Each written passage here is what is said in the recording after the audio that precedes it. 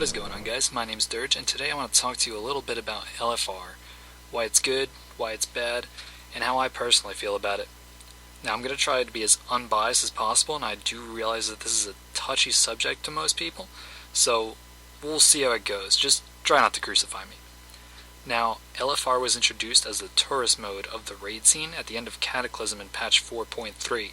Prior to this, the only way you were getting into a raid was either being in a raiding guild or pugging one, which was more often than not dreadful.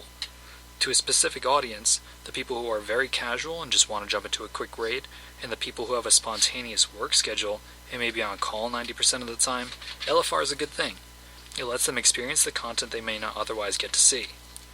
Now, for the rest of the WoW player base, myself included, LFR has consisted of a mix of experiences throughout Mists of Pandaria. One of the biggest being that it takes away from the social aspect on which raiding was originally based. The whole idea of raiding in WoW was for people to get together to achieve a common goal. 9 times out of 10, in an LFR group, there is no socializing required, unless of course you've just wiped on Nazgrim 2 or 3 times, then people may start discussing tactics. Something else that has crossed my mind is the item level in LFR. Is it too high? Is there too much reward for completing the lowest difficulty of raiding? Now, there are mixed feelings about this.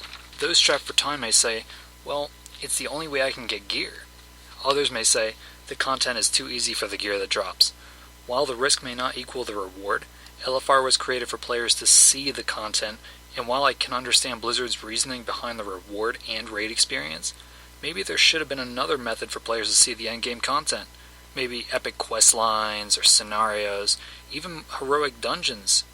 I mean, anything that can get them into the raid to see it without actually getting them into the raid, if you know what I mean.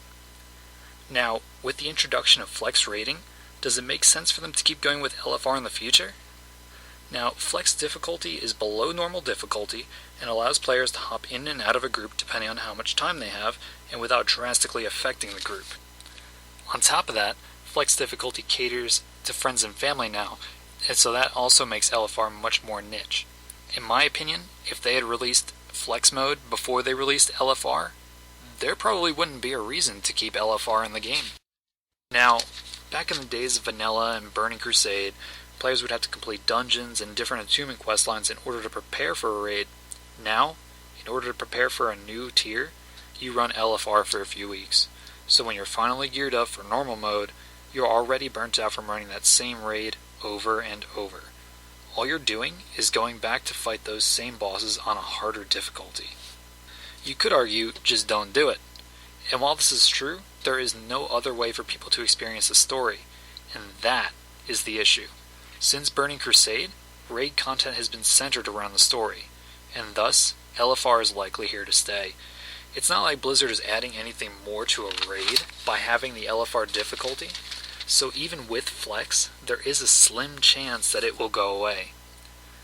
It's just something that we'll have to live with, regardless of whether or not we like it. Now, as far as my position on the subject goes, I could live without it.